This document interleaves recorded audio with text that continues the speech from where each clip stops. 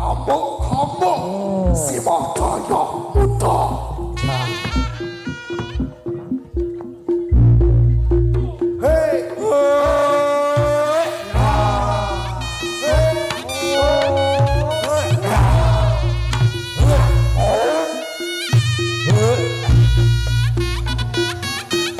Matur suwun Mas Lawang.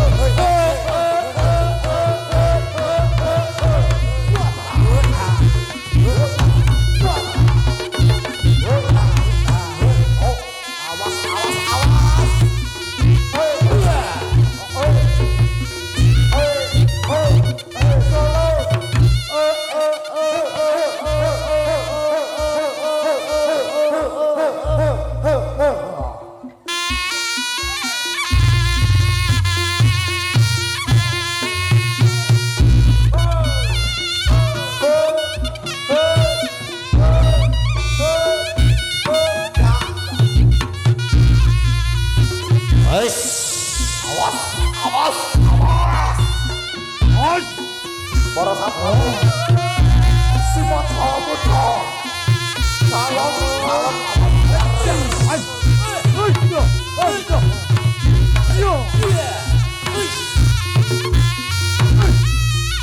amat aku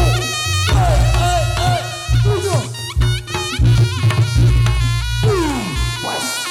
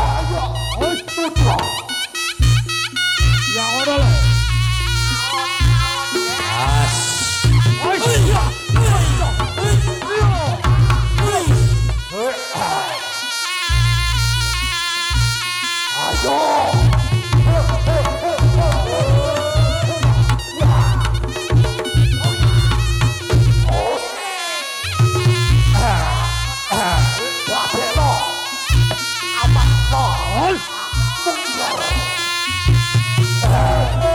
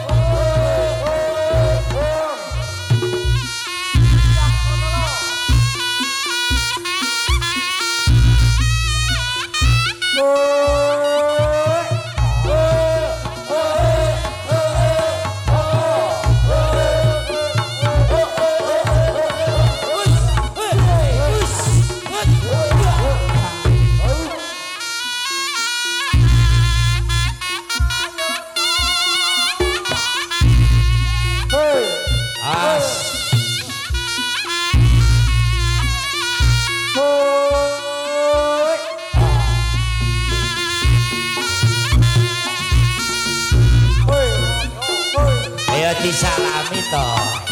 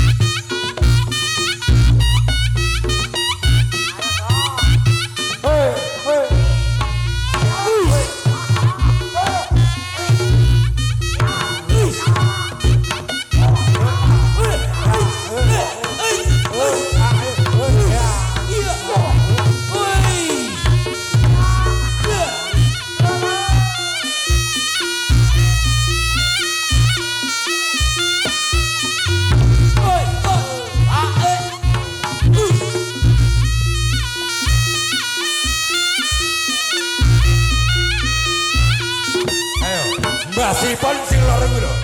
Sing lor putih kuwi lho. Mbah Sipon sing lor putih lho.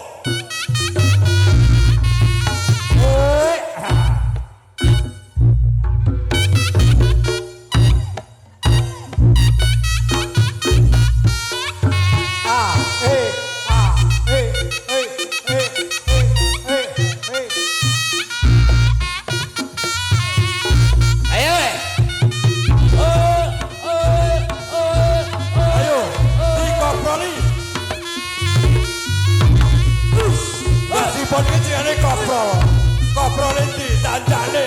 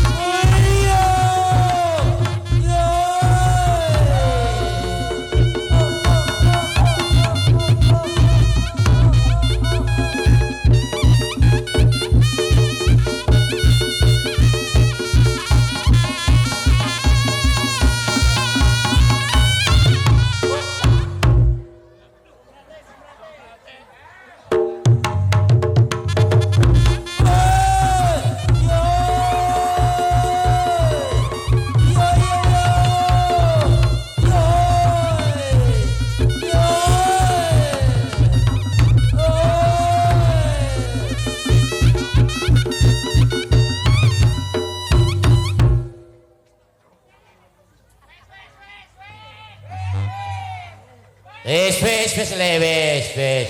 Ora leren. Sanole sing ngendap. Miki.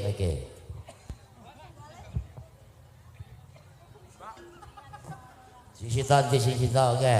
Apa toh? Aku ki kok yo nggumun masyarakat kene. Basa bocah sak percel kene iki atraksi duwing tepuk tangan meriah. Hai, bocah ngene iki imut-imute to. Imut-imute lah aku ki lho kurang ganteng apa jale. Kowe ganteng apa rupamu salon lho. Aku kaya salon. Jan, Lah nek sing kaya kowe iki lho kaya apa? Kowe iki lho nek ngarani aku kaya salon, iki lho kaya apa? Paling endak kowe iki mbrak yo introspeksi diri. Masyarakat kene iki lak yo padha roh awake dhewe.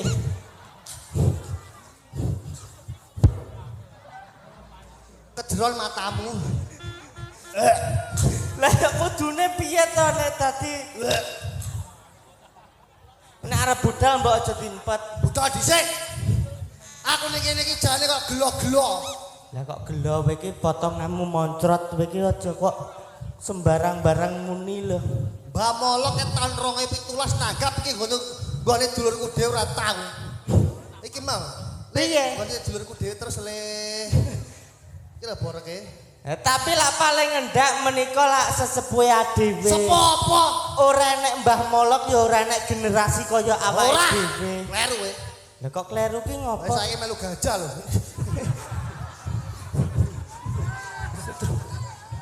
Nek kuwi ora melu-melu kok. Lah kowe ya Mbah Molok barang ki ya pecicilan Jogja gajah lho nya. Oh. Lah sing sombone kan Mbak Molok tok. Ya paling endak ki adewe lak kudu ning kene iki lho sing ditutne adewe sapa? Kiai Molok. Tutne apa? Tutne wingi tak kira ngaji malah remi kok. Bocah iki lak kulino gledis lho kowe iki nggih. Gedis yo bene. Ora enek Mbah Molok adewe ya ora trutusan jog kene. Kalah jare sapa? Jare sapa omonganmu yo omongan dagel. Potonganmu kuwi. Kalau. Kowe biyen iki cilik-cilik melok aku. Aku Iya ora lah. Kowe ora ngerti tekono lombok muji bagus sego pecel. Kelo. Rungokno kupingmu. Gila. Kupingmu jajale cedekno kene. Kupingmu. Lambe kuwi. Oh, lambe. Kupingmu cedekno kono Mas. Kowe biyen cilik ya to. Mbokmu kuwi pernah ngomong pas sura-sura. Pas buka puasa, pas poso. Sahur ya sahur. Anu Pak Molok, anak kula niku nggih titip nggih sampean openi. Waduh Bu, wong kula ngopeni anak kula dhewe mawon bingung kok kan ngopeni yogane sampean. Lah ya bener ta sahurane Mbah Molok. Kuwi nek cara ukara apik lho. Apa kuwi? Asline nek mbiyen aku ki krungu to kancaku TK lho Mbah Molok ki. Wayah ngomong ning Kowe TK sing nom iki wis tuwek kowe sing batek bocah. aku lah operasi tarik benang kuwi to. Iya. Banjur kene le, banjur Kelo. nggih Bu, kula awat-awatane mengke nek ngampe larene niku nakal mengke kula kuamplengi lho nggih Bu, nggih terselang sampean Mbah Molok. Lah kuwi pas ngono Mbak Molok omong kuwi pas bar mendem karo aku. Teko mendem barang ki lho ngopo kok iso Mbah Molok sebagai panutan Panutan apa? sesepuh. Mendeme karo kotor iki lah. Ya. Ora usah teko kono gene to. Kiki yangmu kotor ya teko. Teko. Yangmu samsi ya teko. Pak Samsi iki padha karo bapak kula te Sumara to, Pak. Alah kere. Ngaku ke ngaku. Kowe iki nggur ngaku-ngaku lho ya. Ngaku alah. Aku ora nek kono wis ora iso joget, Pak. Piye ora iso joget. Ora iso joget, Pak, sumpah. Ya paling hendak disalimi to. Masih. Iya ngono kok. Nah, Pak Koto jogang. lah kok wegah ki ngopo? Biyen iki lho, Heeh.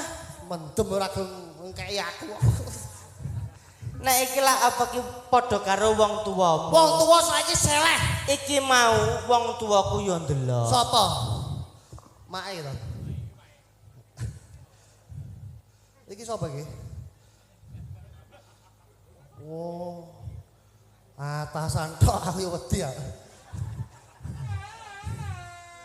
Ya. Lah kok bapakmu atasan? Atasan.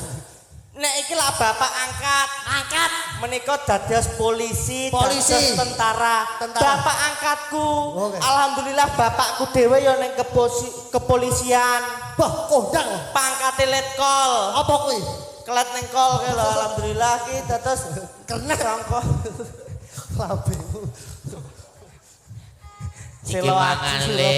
Pripun? Ajate apa sing di omah? Alhamdulillah lah niki lho. Ditilike. Terus, Mbak, niki lho. Sukom karo sing di omah iki ajate apa takono. Siap. Wong Aturne salam le. Gek kowe iki ditunggu-tunggu karo mbahmu dhewe, Mbah Sipon. Bae yo disalami sing apik. Mbah. Mbah Jondodol lek nguyu. Iki apa to kowe iki? Kok iso teko kono ki lho? Lah dodok lek nguyu apa sih? Ya maksude ke lenggah dodok ben iso menakne nek nyawang ganongan. Cantik ya Allah. Salimi kono.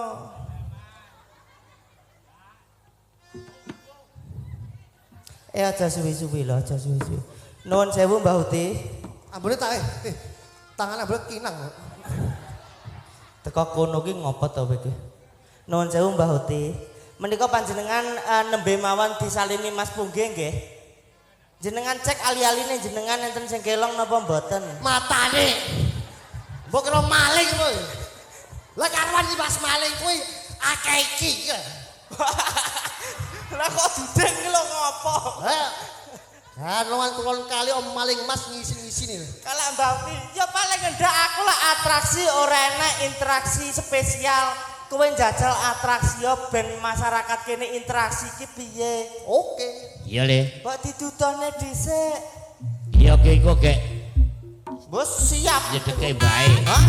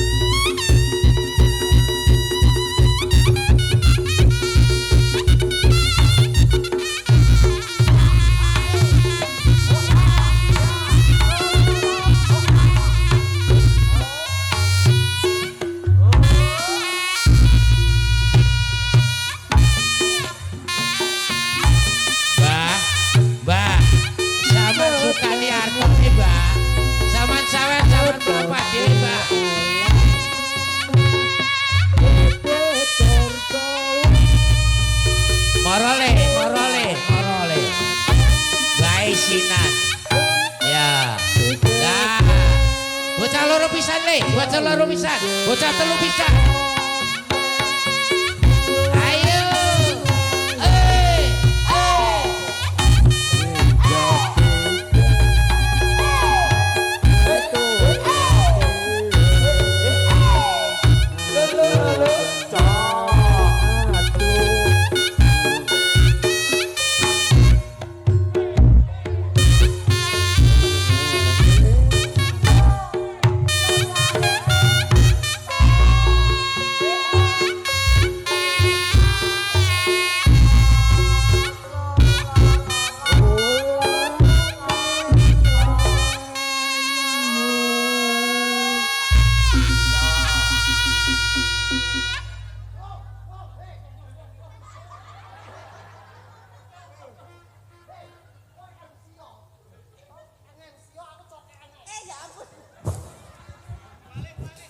Lah kok ngono ki ngopo? Ora percaya nek adewe seniman wis kondang kaloka ngono to. Cokean, Mbok. Oke.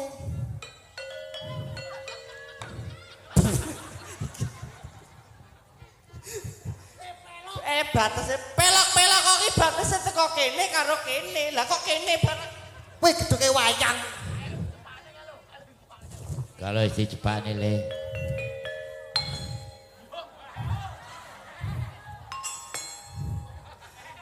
Alah totalan iki engko, wis totalan Mbah Molok totalan iki engko.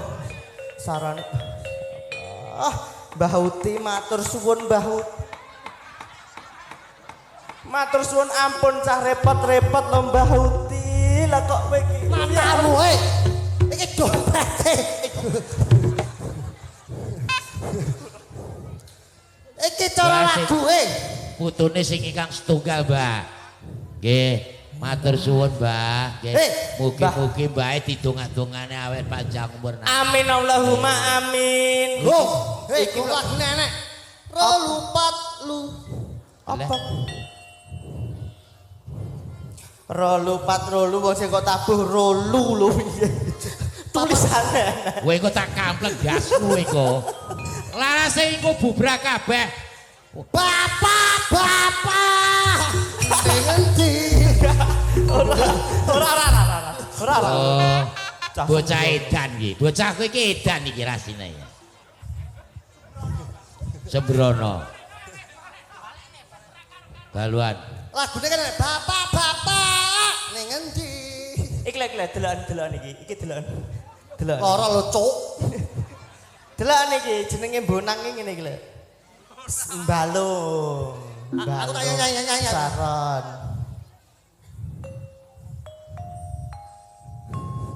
Bintang kecil di langit. Iki ora laras iki. Lah bocah loro pisan tunggale ae. Ora ene sing dipilih. Ora laras iki. Gayane kaya wong iso ae. Ayo, arep muni apa kowe?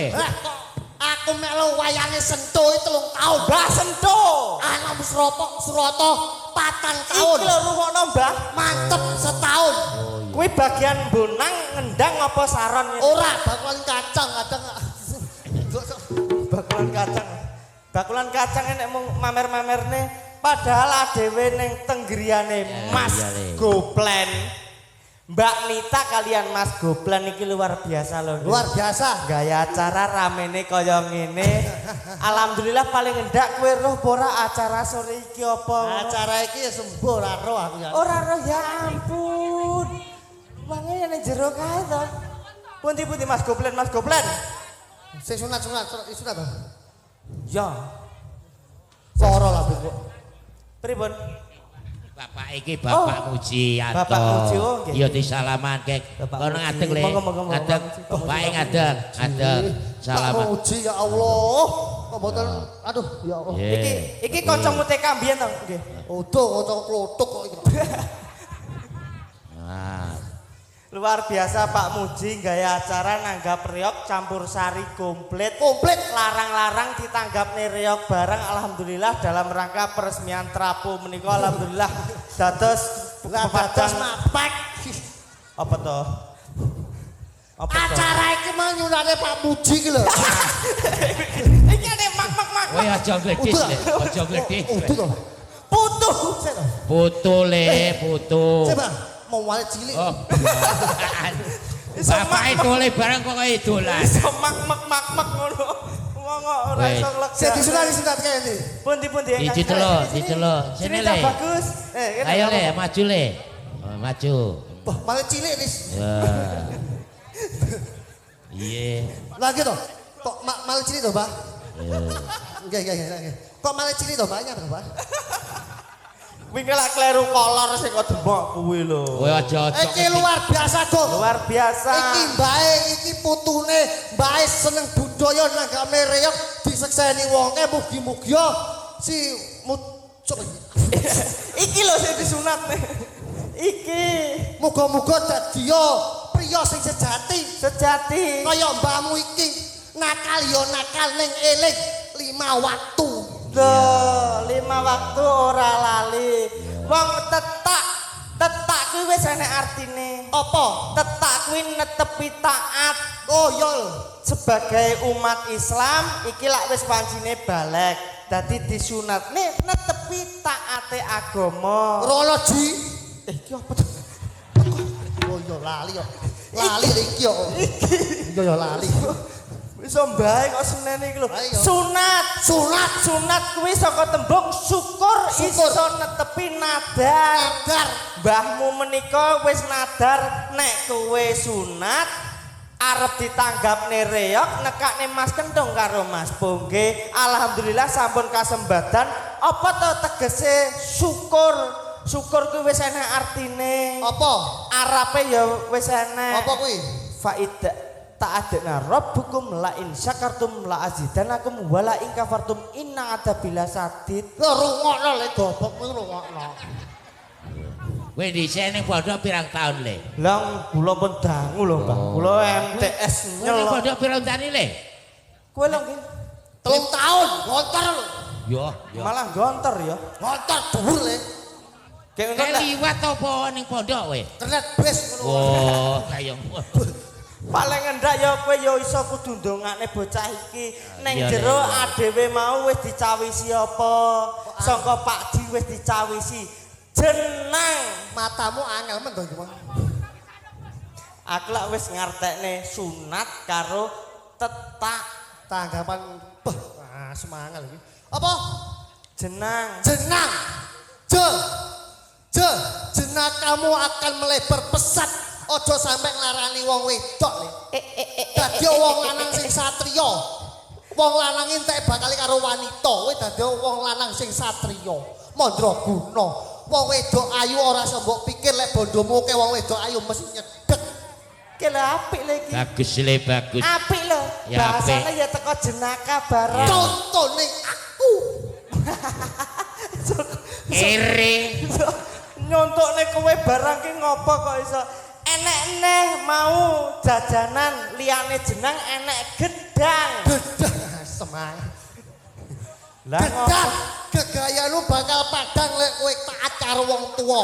Apa-apa lek arep budal iki bismillah. Bismillah dalam arti Pak aku arep budal kerja muga-muga kerjamu dijabahi ning dalan ya selamat donya akhirat. amin Allahumma amin lah ya apik lho jane lho cangkeme semrambut ngono lho Mbah Molok kok iso omong apik lho Apik ora apik karo iki tambah yo. enek neh sitok telo Iki ta apa iki jangkrik. Oh. Iki tekuno dadi wong lanang, tekuno dadi anak. Kowe buka tangane wong tuwek, mak ketaplek mbokake 20.000, wong tuwek ora batin ora mikir kok duwite. Sing dipikir, wah anakku tekun karo wong tuwa ya ampun lah ya temu lho elo Lo ini luangkan waktumu kanggo seniman. kan rada batak Bung Bi. LUI luangkan waktumu Nah, kanggo jajan. tangga, kanggo sinoman. Sampean sunatan iki sinoman kabeh mara ngewangi sampean. Besok sampean masuk sukses kudu iso karo tangga iki sing Semangat. topo slira, duwe rasa, ora bedak-bedakne inamal malu biniat. Ya ampun iso teko bahasa Olok. Aku wis mbaya dhewe lho Adik. Ya paling endak ya aja molak-molok ngono to. Molok ya nek artine. Molok apa? Mo iki mo nampa. Nampa. Mo nampa dulur-dulur sing ora penak kabeh ditampa ora kok bedak-bedakne. Oh iya ya artine ya kaya ngono ki apik lho ki. Lok iki olok-olok. Apa ta artine olok-olok? Wong masa dilolone kaya apa tapi tapa sira nrimo apa enek aku wis tuwek masa dilolone aku nerekane wis suwi. Ya ampun ya tepuk tangan buat Mbah Molok menika selaku sesepuh Reok Ponorogo. Enek sitok engkas kengke jajan ning jero kacang. Kacang. Kowe aja kakek cangkem. Loro. Loro ya ben mikir utek. Loro. Mbok ya etok-etokan ngono. Nuwun sewu niki yogane sinten niki, Bu? Mbak Molok putih Mbak Molok iki. Angke jenengan mi isih, Bu. Jenengan. Lucu iki lucu. Ya. Kleru. Kleru kabeh kok jawili. Wis pokoke ndongane sing apik, sing Sing apik. sing mriki. Muga-muga pinaringan sehat selalu. Nggih, amin Allah. Sing tuwek-tuwek saya panjang umur. Amin. Sing nom saya sukses. Amin, Sing amin, urung amin, rapi amin. muga-muga ndang rapi. Amin Allahumma amin. Alah lah Pak Wiji iki. Pak Wiji iki terus ngenang ngene iki ngopo to Pak Wiji iki. Pak Wiji iki mesti ngono kuwi aku iki jane karepku iki ngene iki guyon aku iki. Ora sak jipuk le wis oh kowe arep balik tak kira arep jipuk wingi. Oh nggih matur suwun matur suwun. Saiki kan wis disawer to. Sampun. Iki jenenge Pak Wiji. Pak Wiji. Wiji. Wi. Wiwitan dong ngedi.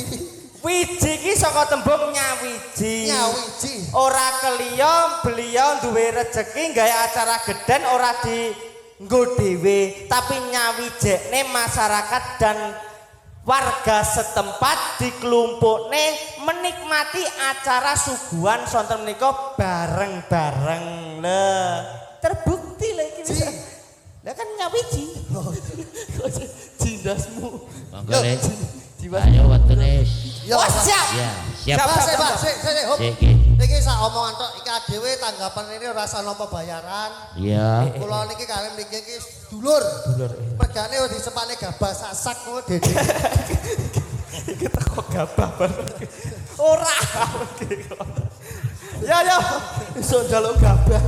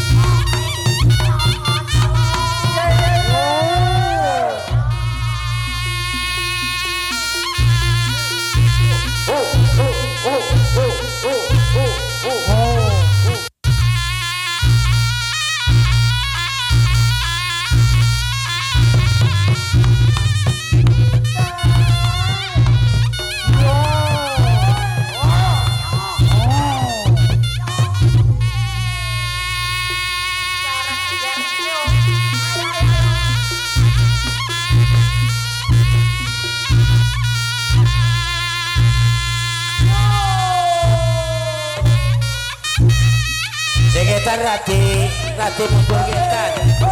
Rati mundur kita, ceketan beratusan.